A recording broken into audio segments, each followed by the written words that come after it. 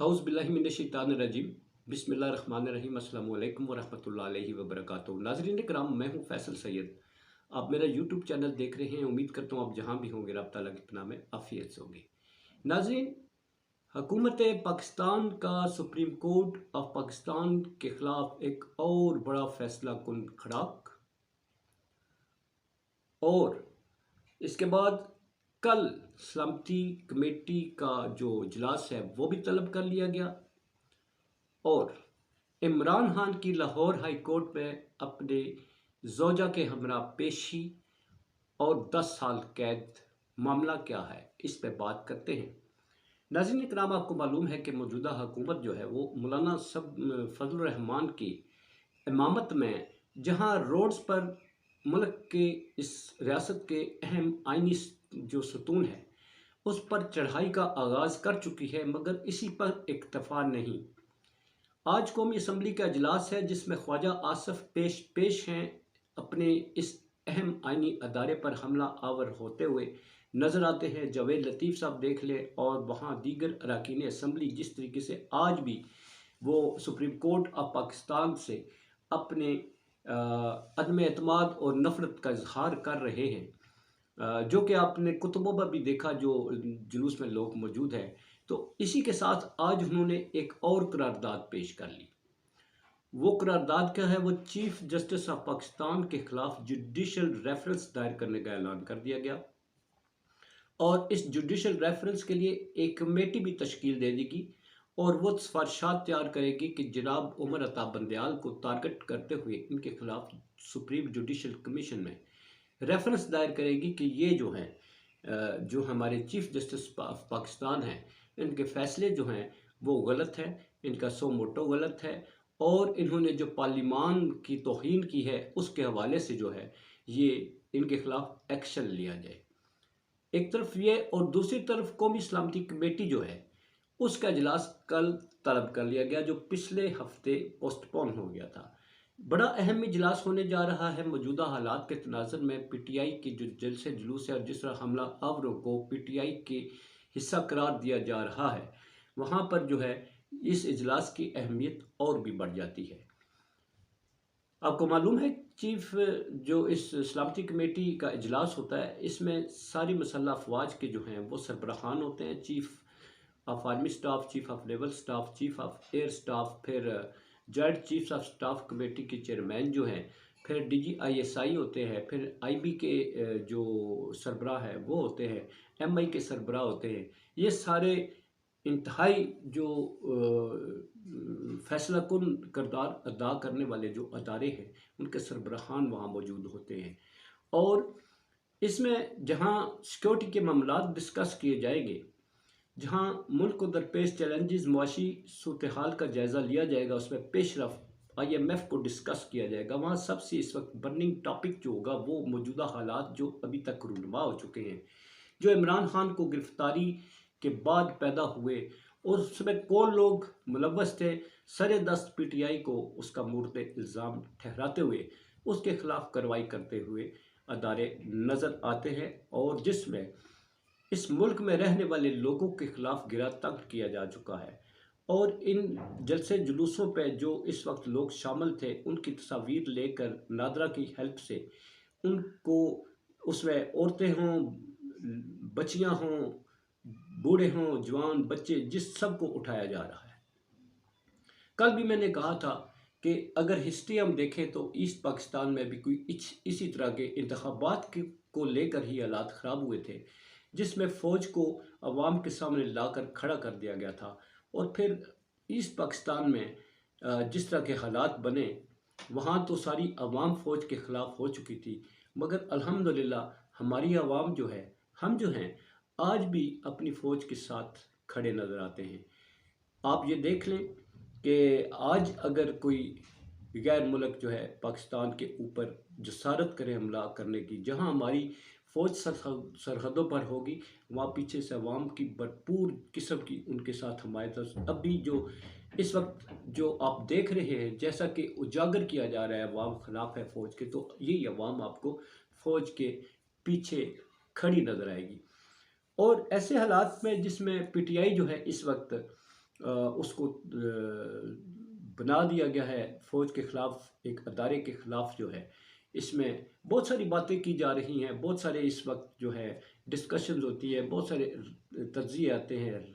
رائے آتی ہیں، مگر فوج جو ہے وہ اپنا مائنڈ سیٹ دے چکی ہے۔ چیف آف آرمی سٹاف بھی کہہ چکے ہیں کہ یہ جو لوگ ہیں یہ جیسے کہ D G I S I کی D G I S P R کی سٹیٹمنٹ جو ہے اس میں بھی وہ سب کچھ کلیئرلی بتا دیا گیا ہے کہ یہ سب کچھ اس کی ذمہ دار جو ہے وہ پی ٹی آئی ہے۔ تو اس لیے کل کا اجلاس جو ہے اس میں کیا فیصلے کیے جاتے ہیں، اس میں پی ٹی آئی ڈسکس ہوگی، اگرچہ پہلے نہیں ہوتی تھی، مگر اب ڈسکس ہوگی، اور اس کی بعد جو نتائج ہیں وہ پھر پی ٹی آئی کو بھگتنے پڑیں گے، اس لیے کہ بھلے وہاں سربراہان جو ہیں ان کا کچھ موقف اور ہو، مگر حکومت اس سلامتی کمیٹی کے اجلاس کو لے کر جو اقدامات اٹھائے گی وہ آپ دیکھیے گا کہ مزید کس قدر جو ہے پی ٹی آئی کا گھیرا آپ تنگ ہوتے ہوئے آپ دیکھیں گے۔ تو ایسے حالات میں عوام کہاں کھڑی ہے اس کا کسی کو کوئی ادراک نہیں ہے۔ دوسری طرف پی ٹی آئی کے چیئرمین جو ہیں ان پہ ایک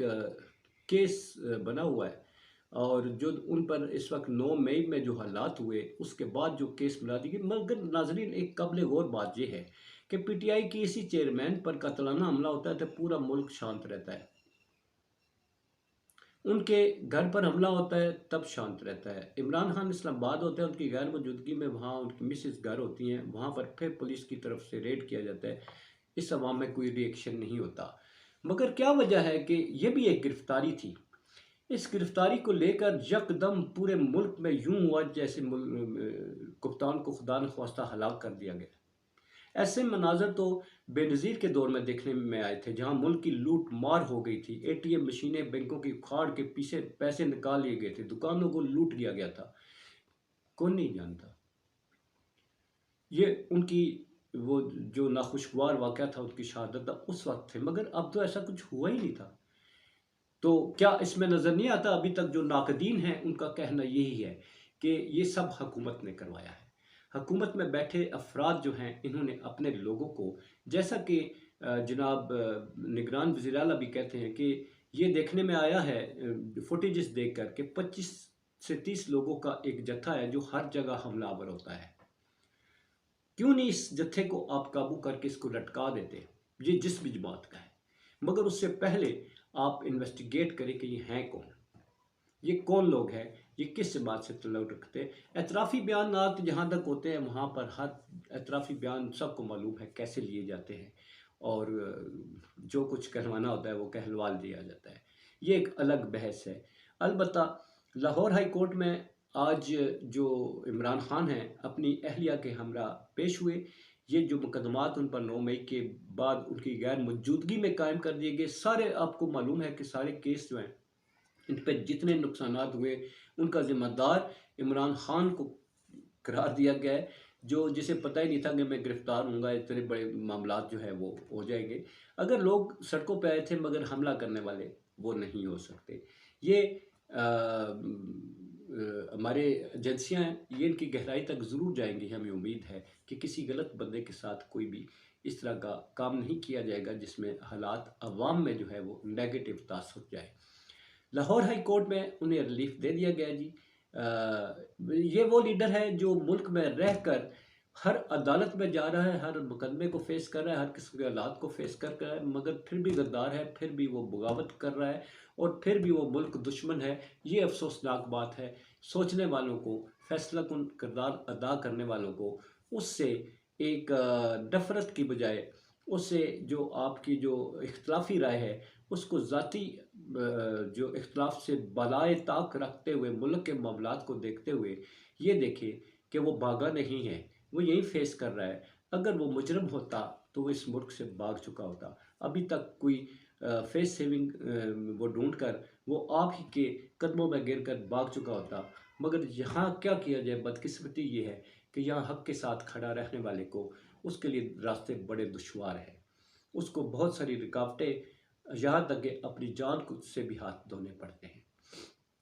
اب 10 سال قید کا معاملہ یہ ہے کہ عمران خان کہہ چکے ہیں کہ کہ انہیں 10 سال کی قید دی جا سکتی ہے، کیونکہ آرمی ایکٹ کو جو ہے وہ اس میں روح ڈالی جا رہی ہے۔ عمران خان اور ان کے ساتھیوں پر آرمی ایکٹ کے تحت املاک کو نقصانات پہنچانے کے حوالے سے کیس کرتے ہوئے عمران خان صاحب نے کہا ہے کہ مجھے 10 سال تک یہ قید کر سکتے ہیں۔ اب وہ کرتے ہیں یا نہیں کرتے ہیں، یہ ان کا ایک خدشہ ہے، یا واقعی اس پر عمل درآمد ہوگا، کیونکہ آرمی ایکٹ کی بات ہم 1952 کا جو ہے اس کے حوالے سے ہم سن رہے ہیں کہ وہ شاید لاگو ہونے جا رہا ہے خان صاحب کے لیے، بطور خاص ان کی آنر کو دیں گے کہ آرمی ایکٹ ان پر لاگو کیا جائے گا۔ یہ آرمی کو سوچنا ہوگا کہ پہلے اس تحقیق کرے کہ حملہ ور کون تھے۔ یہ الگ بات ہے، خان صاحب کے خلاف آپ کے اختلافات ہو سکتے ہیں، مگر اختلافات سے ہٹ کر جو ہے آپ معاملات کو دیکھیں، وہ زیادہ سود مند ہوگا کہ اس معاملے میں کون لوگ ملوث تھے، اور اگر حکومت نے اگر ایسا کروایا ہے تو وہ بھی سامنے آنا چاہیے۔ اگر حکومت شامل ہے تو پھر ہمارے جو مقتدر حلقے ہیں انہیں پھر سوچنا ہوگا کہ حکومت کے لوگ اگر شامل ہیں تو وہ کیوں ہیں۔ اپنا بہت سارا خیال رکھیے۔ پاکستان زندہ باد، پاک افواج پائندہ باد۔